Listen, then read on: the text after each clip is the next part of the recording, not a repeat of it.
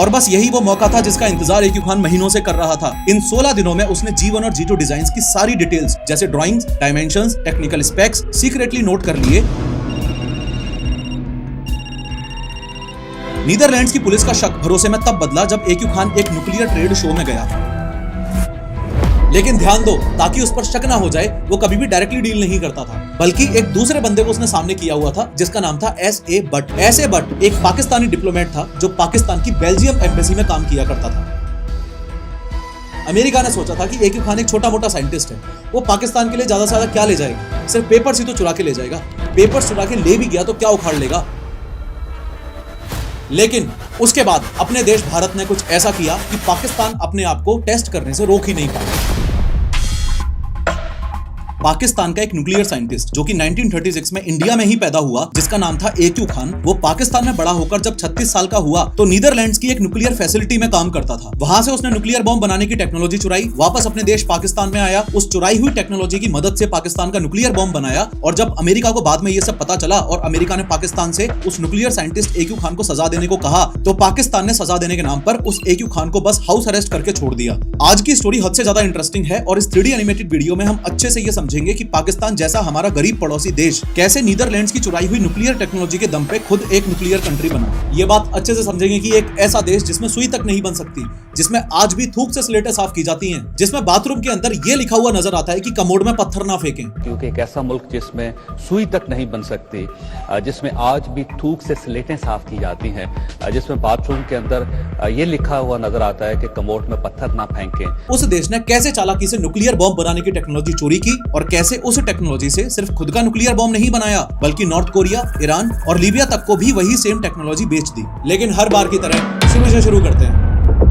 देखो, ए क्यू खान की इस कहानी को देखने में आपको तब तक मजा नहीं आ पाएगा जब तक आप भी बाकी और काफी लोगों की तरह एटम बॉम्ब, हाइड्रोजन बॉम्ब और न्यूक्लियर बॉम्ब में कंफ्यूज रहोगे। कहानी शुरू करने से पहले सिर्फ एक छोटे से एक्सप्लेनेशन की मदद से आपको ये बता देता हूँ कि कभी भी आपके सामने कोई भी अगर एटम बॉम्ब, हाइड्रोजन बॉम्ब और न्यूक्लियर बॉम्ब का जिक्र करता है तो उसका एग्जैक्ट मीनिंग क्या है। सबसे पहले तो ये याद रखो कि न्यूक्लियर बॉम्ब एक अम्ब्रेला टर्म है, यानी कि ये एक ऐसा शब्द है जो आम भाषा में यूज कर लिया जाता है। अगर कोई बोले एटम बॉम्ब तो उसका मतलब भी हुआ कि वो न्यूक्लियर बॉम्ब की बात कर रहा है, और अगर कोई बोले हाइड्रोजन बॉम्ब तो उसका मतलब भी यही हुआ कि वो न्यूक्लियर बॉम्ब की बात कर रहा है। तो असल में न्यूक्लियर बॉम्ब की बात अगर कोई करता है तो हो सकता है या तो वो एटम बॉम्ब की बात कर रहा हो या फिर हाइड्रोजन बॉम्ब की बात कर रहा हो। डिफरेंस असल में इन नीचे वाले दोनों में होता है। एटम बॉम्ब कम पावरफुल होता है और हाइड्रोजन बॉम्ब एटम बॉम्ब से 100 गुना ज्यादा पावरफुल होता है। एटम बॉम्ब और हाइड्रोजन बॉम्ब की साइंस और काम करने का मैकेनिज्म भी एकदम अलग अलग है, लेकिन उस बारे में अपन आज बात नहीं करेंगे। बस 100 बात की एक बात ये हुई कि अगर आपको कोई बोले कि इंडिया एक न्यूक्लियर पावर नेशन है या न्यूक्लियर कंट्री है, तो हो सकता है इंडिया के पास एटम बॉम्ब हो या फिर हाइड्रोजन बॉम्ब हो या फिर दोनों ही हों। वैसे इंडिया और पाकिस्तान के पास एटम वर्सेस हाइड्रोजन बॉम्ब जैसे न्यूक्लियर वॉरहेड्स में से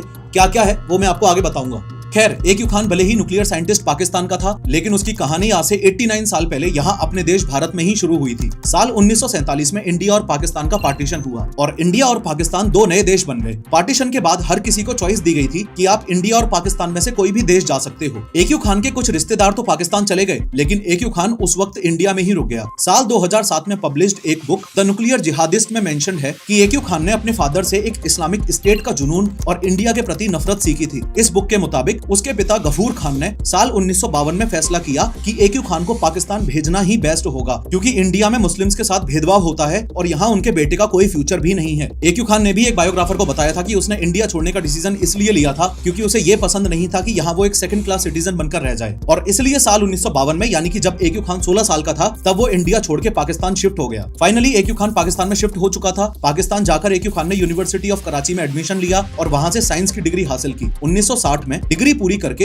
ए क्यू खान ने कराची में ही अपनी पहली job as a city inspector की। 3 साल तक कराची में नौकरी करने के बाद, यानी कि साल 1963 में ए क्यू खान ने डिसाइड किया कि वो पाकिस्तान से बाहर जाके, यानी विदेश जाके साइंटिस्ट बनेगा। साल 1972 आ चुका है। ए क्यू खान पूरे 36 साल का हो चुका है। उसने अपनी पीएचडी भी कंप्लीट कर ली है और अब वो अपनी पहली जॉब के लिए रेडी है। पहले तो मैप में लोकेशंस को अच्छे से समझो। ये है ए क्यू खान का देश पाकिस्तान और ये है नीदरलैंड्स। नीदरलैंड्स देश में एक शहर है अल्मेलो। इस अल्मेलो में ही यूरेनको नाम की एक कंपनी की एक ब्रांच है। यूरेनको एक ऐसी कंपनी है जो यूरेनियम यूरेनियम को एनरिच करती है जिसे न्यूक्लियर पावर प्लांट्स या बॉम्ब्स बनाने के लिए इस्तेमाल किया जाता है। थोड़ा और आसान भाषा में इसको ऐसे समझ लो कि यूरेनको एक कॉमन प्रोजेक्ट है 3 देशों का। वो 3 देश हैं यूके, नीदरलैंड्स और जर्मनी। और ये ऐसी वैसी नहीं, बहुत ही हाई सिक्योरिटी वाली न्यूक्लियर बॉम्ब बनाने वाली कंपनी थी। अब एक्यू खान का काम डायरेक्टली यूरेनियम एनरिच करने का तो नहीं था, लेकिन फिर भी काफी इंपॉर्टेंट रोल था उसका सबसे मेजर रोल था डॉक्यूमेंट्स को ट्रांसलेट करना। चूंकि एक्यू खान जर्मन और डच लैंग्वेज अच्छे से जानता था, तो उसे यूरेनको के टेक्निकल डॉक्यूमेंट्स को ट्रांसलेट करने का काम मिला हुआ था। एक्यू खान की कहानी दिखाती है कि नॉलेज अगर गलत हाथों में हो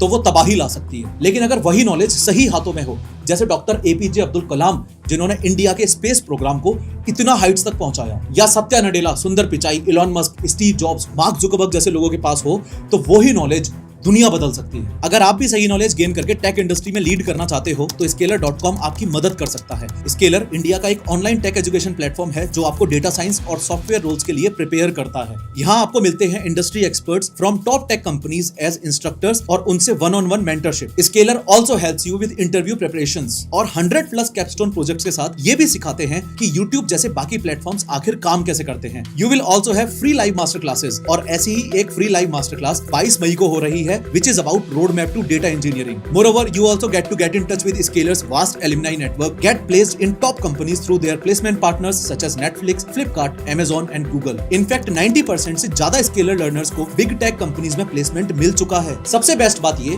कि EMI options की वजह से सब कुछ easily accessible है। लिंक मैंने डिस्क्रिप्शन में डाल दी है। आज ही Scaler पर जाकर अपनी ट्रांसफॉर्मेशन जर्नी स्टार्ट करो। लगभग 2 साल तक तो सब सही चलता रहा, लेकिन साल 1974 में एक्यू खान के लिए एक ऐसी बड़ी घटना हुई जिसने एक्यू खान का पाकिस्तान को न्यूक्लियर कंट्री बनाने का नजरिया पूरी तरह से बदल दिया। बात है 18 मई 1974 की, जब इंडिया ने अपना पहला न्यूक्लियर बॉम्ब टेस्ट किया जिसका नाम था स्माइलिंग बुद्धा। ये टेस्ट राजस्थान के पोखरन में किया गया था। इंडिया ने इसे ऑफिशियली पीसफुल न्यूक्लियर एक्सप्लोजन कहा था। मतलब दुनिया को ये दिखाया गया कि ये टेस्ट सिर्फ एनर्जी रिसर्च के लिए है, बॉम्ब बनाने के लिए नहीं है। I repeat that we have no intention of embarking on any nuclear weapons program. इस टेस्ट में प्लूटोनियम बेस्ड एटॉमिक बॉम्ब का यूज हुआ था जिसे अंडरग्राउंड एक्सप्लोड किया गया था। न्यूक्लियर बॉम्ब टोटल 2 तरीके से बनाया जा सकता है, पहला तो यूरेनियम से और दूसरा प्लूटोनियम से। प्लूटोनियम वाला बॉम्ब ज्यादा डेंजरस होता है। अब एक्यू खान के मन में इंडिया के लिए बचपन से ही नफरत तो थी ही, लेकिन स्माइलिंग बुद्धा टेस्ट ने उसके इमोशंस को और भी ज्यादा बड़ा बना दिया। फॉलोइंग दिस उसने सोचा अगर इंडिया न्यूक्लियर बॉम्ब बना सकता है तो पाकिस्तान क्यों नहीं, और यही मोमेंट उसके मिशन की शुरुआत बन गया। पाकिस्तान को एक न्यूक्लियर पावर बनाने की उसने ठान ली। अब बस उसे एक तगड़ा और फुल प्रूफ प्लान बनाना था। इंडिया के न्यूक्लियर टेस्ट 4 महीने बाद यानी कि 17 सितंबर 1974 को एक्यू खान ने अपनी पहली बड़ी चाल चली। उसने पाकिस्तान के प्राइम मिनिस्टर जुल्फिकार अली भुट्टो को एक लेटर लिखा और उसमें यह लिखा कि मैं पाकिस्तान को न्यूक्लियर पावर बनाने में मदद कर सकता हूं। जुल्फिकार अली भुट्टो ने एक्यू खान का यह प्रस्ताव एक्सेप्ट कर लिया। जुल्फिकार अली भुट्टो पाकिस्तान का प्रेसिडेंट भी रह चुका है और इंडिया के खिलाफ बहुत बड़ी नफरत रखने वाला ये वही बंदा है जिसने यूनाइटेड स्टेट्स में ओपनली बोला था कि हम इंडिया के खिलाफ 1000 साल का वॉर डिक्लेयर करते हैं। फाइनली एक्यू खान के लिए पाकिस्तान को न्यूक्लियर पावर बनाने का रास्ता खुल चुका था। अब बस उसे नीदरलैंड से टेक्नोलॉजी चुराकर पाकिस्तान ले जानी थी।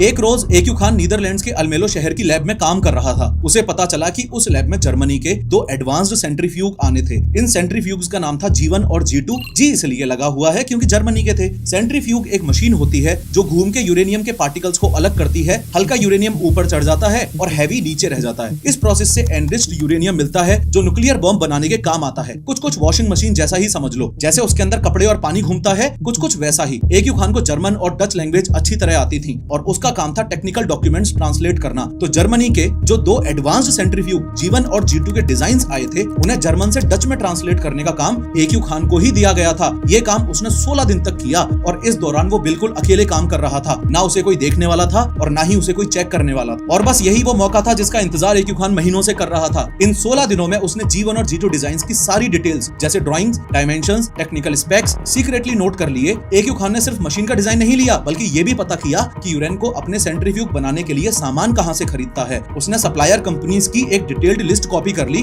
जिसमें 100 से ज्यादा कंपनीज के नाम थे और यहीं से शुरुआत होती है दुनिया की सबसे बड़ी न्यूक्लियर चोरी की। इनफैक्ट इसी लिस्ट के जरिए आगे जाकर पाकिस्तान वाले भी सेंट्रीफ्यूग बनाने में यूज होने वाले पार्ट्स खरीदेंगे। यहाँ इस बात की क्लैरिटी भी रखना कि ये जो सिलेंड्रिकल शेप्स के सेंट्रीफ्यूग्स आपको दिख रहे हैं ये नहीं चुराए थे। इनकी टेक्नोलॉजी का ब्लूप्रिंट यानी कि एक तरीके से डॉक्यूमेंट्स और ड्राइंग्स ही मान लो ये, और सोर्सेज लिस्ट यानी कि न्यूक्लियर बॉम्ब बनाते वक्त कौन सा सामान कहां से खरीदना है, इस चीज के सोर्सेज, ये सब चुराया था। ये सब चोरी करने के बाद ऐसा नहीं हुआ कि एक्यू खान डायरेक्टली नीदरलैंड से पाकिस्तान भाग गया हो। उसने नीदरलैंड्स में रहते हुए ही पाकिस्तान में जाकर एटम बॉम्ब बनाने के लिए जो पार्ट्स चाहिए थे उन पार्ट्स का इंतजाम करना शुरू कर दिया। AQ खान ने जो सोर्सेज लिस्ट चुराई थी उस लिस्ट के दम पे उसने अलग अलग कंपनी से पार्ट्स खरीदने शुरू कर दिए। लेकिन ध्यान दो, ताकि उस पर शक ना हो जाए, वो कभी भी डायरेक्टली डील नहीं करता था, बल्कि एक दूसरे बंदे को उसने सामने किया हुआ था जिसका नाम था S.A. बट। S.A. बट एक पाकिस्तानी डिप्लोमेट था जो पाकिस्तान की बेल्जियम एम्बेसी में काम किया करता था। कमाल की बात यह है कि ये सब कुछ नीदरलैंड्स पुलिस की नाक के नीचे हो रहा था। नीदरलैंड्स की पुलिस को बीच में शक भी हुआ था।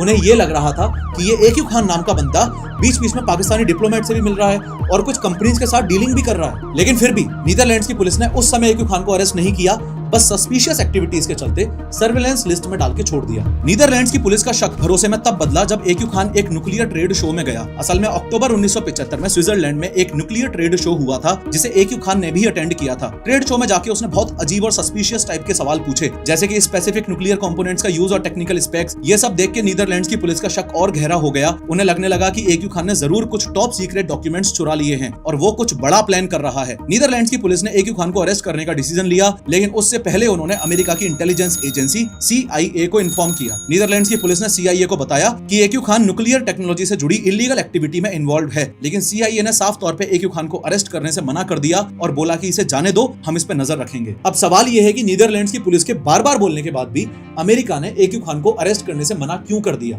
इसके पीछे सबसे बड़ा रीजन था कोल्ड वॉर। वर्ल्ड वॉर 2 के बाद अमेरिका और USSR यानी कि सोवियत यूनियन में एक दूसरे को सुपीरियर दिखाने की लड़ाई शुरू हो गई थी। यही टाइम कोल्ड वॉर का था। मतलब यहाँ कोई फिजिकल लड़ाई नहीं हो रही थी, लेकिन दोनों ही देश खुद को मजबूत करने के लिए अलग अलग कंट्रीज को अपना दोस्त बना रहे थे। वेपन्स और स्पेस रेस में कॉम्पीट कर रहे थे। इस कोल्ड वॉर में USSR का दोस्त था इंडिया और अमेरिका का दोस्त था पाकिस्तान। अमेरिका चाहता था कि पाकिस्तान उसका दोस्त बना रहे और AQ खान को अरेस्ट करके अमेरिका पाकिस्तान को नाराज नहीं करना चाहता था। अमेरिका ने सोचा था कि AQ खान एक छोटा मोटा साइंटिस्ट है, वो पाकिस्तान के लिए ज्यादा से ज्यादा क्या ले जाएगा, सिर्फ पेपर्स ही तो चुरा के ले जाएगा। पेपर्स चुरा के ले भी गया तो क्या उखाड़ लेगा।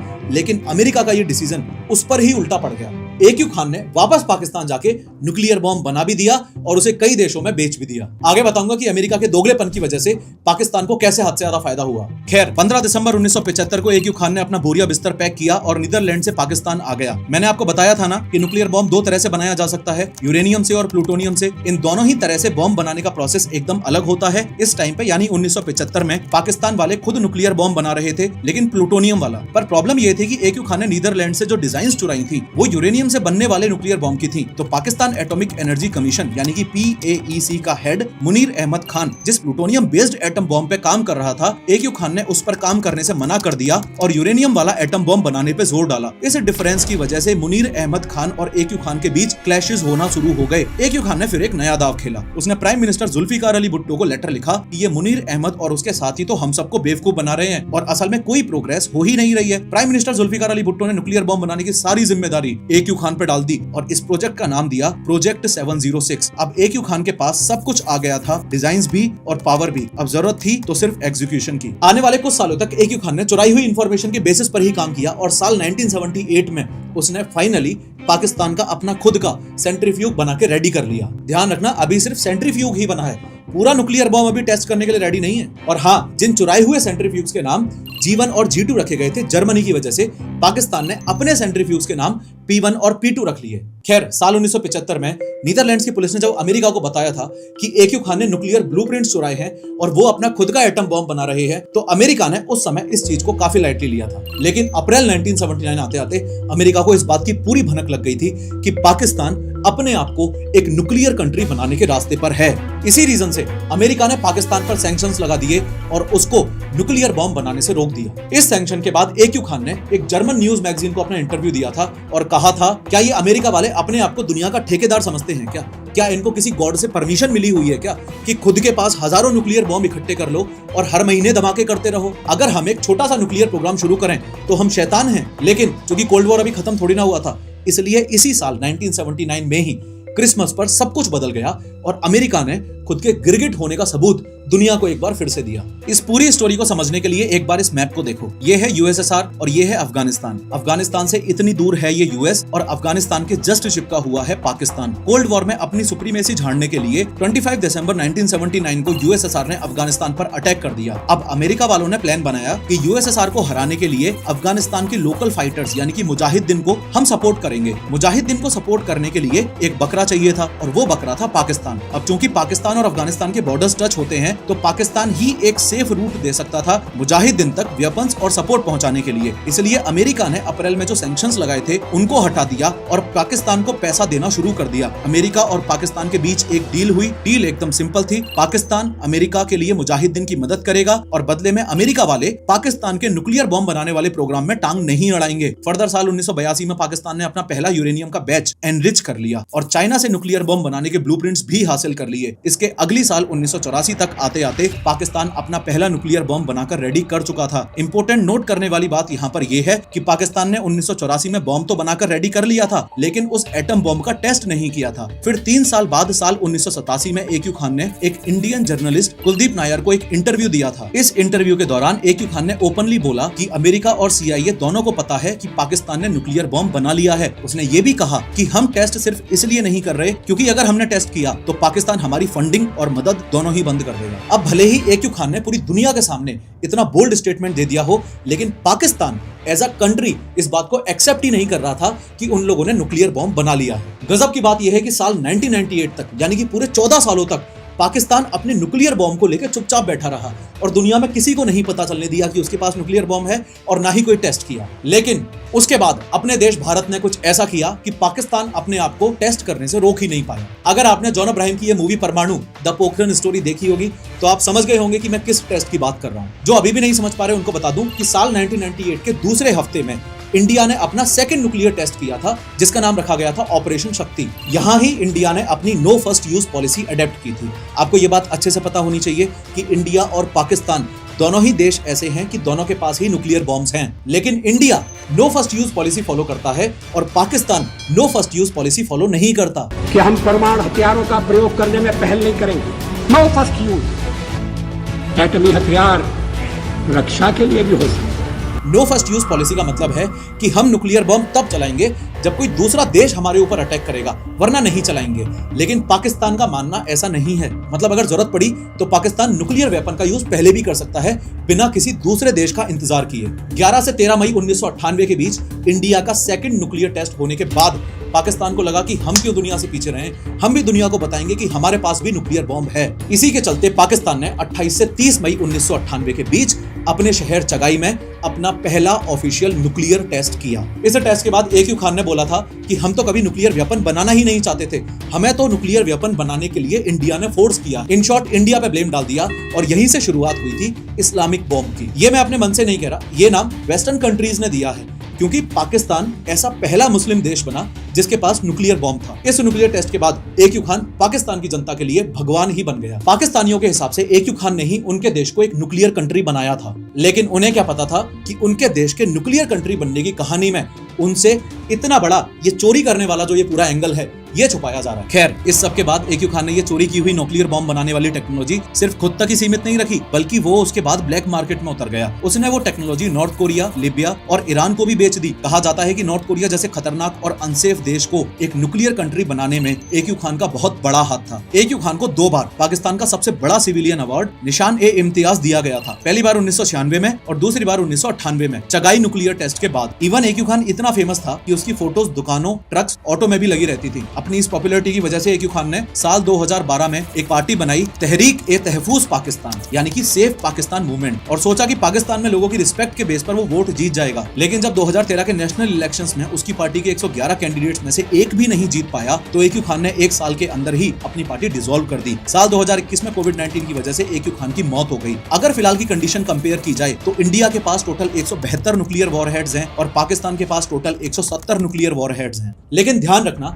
अपने 4 दोस्तों के बीच थड़ी पे बैठ के जब आप इंडिया वर्सेस पाकिस्तान की न्यूक्लियर कैपेसिटी की हाई लेवल मीटिंग करोगे तो आपकी बात में असल में वजन तब होगा जब आप ऐसे जनरलाइज्ड तरीके से न्यूक्लियर बॉम्ब ना बोल के atom bomb versus hydrogen bomb के बारे में बहुत स्पेसिफिकली बात करोगे। क्योंकि ये तो मैंने आपको बता ही दिया है ना कि हाइड्रोजन बॉम्ब एटम बॉम्ब से 100 गुना ज्यादा पावरफुल होता है। तो सुनो, पाकिस्तान के पास जितने भी न्यूक्लियर बॉम्ब्स हैं वो सारे के सारे ही एटम बॉम्ब हैं। उनके पास एक भी हाइड्रोजन बॉम्ब नहीं है। पाकिस्तान ने कभी भी हाइड्रोजन बॉम्ब का क्लेम किया ही नहीं, ना टेस्ट ना ही अनाउंसमेंट। लेकिन इंडिया ने 1998 के पोखरण 2 टेस्ट में 5 न्यूक्लियर डिवाइसेस टेस्ट किए थे। उनमें से एक डिवाइस को थर्मोन्यूक्लियर बॉम्ब यानी कि हाइड्रोजन बॉम्ब बोला गया था। DRDO साइंटिस्ट जैसे डॉक्टर APJ अब्दुल कलाम और अनिल कोकड़कर ने क्लेम किया था कि हाइड्रोजन बॉम्ब का टेस्ट सक्सेसफुल था, लेकिन कुछ इंडिपेंडेंट साइंटिस्ट जैसे डॉक्टर संतनाम ने बोला था कि हाइड्रोजन बॉम्ब पूरी तरह नहीं फटा, यील्ड एक्सपेक्टेड से कम था। फिर भी इंडिया के पास डिजाइन और टेक दोनों है, सो कैपेबिलिटी तो डेफिनेटली है, लेकिन फुल सक्सेस और रिलायबिलिटी पर थोड़ा सा डाउट है। इसका मतलब हो सकता है कि दोनों देशों के न्यूक्लियर वॉरहेड्स के नंबर आपको बराबर दिख रहे हो, पर इंडिया थर्मोन्यूक्लियर कैपेबिलिटी में पाकिस्तान से काफी आगे है। पूरी दुनिया की अगर बात की जाए तो फिलहाल टोटल 12,400 न्यूक्लियर वॉरहेड्स हैं सारे देशों को मिला के, जिसमें से 90% वॉरहेड्स तो रशिया और अमेरिका के पास ही हैं। सबसे ज्यादा रशिया के पास हैं 5,580, उसके बाद अमेरिका के पास 5,225, उसके बाद चाइना के पास 600, फिर फ्रांस के पास 290, फिर यूनाइटेड किंगडम के पास 225, फिर इंडिया के पास 172, फिर पाकिस्तान के पास 170, फिर इजराइल के पास 90 और फिर नॉर्थ कोरिया के पास 50। एक बार फिर से याद दिला दूं कि स्केलर का लिंक नीचे मैंने डिस्क्रिप्शन में डाल रखा है, उस पर क्लिक करके आप स्केलर की free live master class attend कर सकते हो। कितनी विचित्र बात है ना कि सबसे कम न्यूक्लियर वॉरहेड्स नॉर्थ कोरिया के पास ही हैं,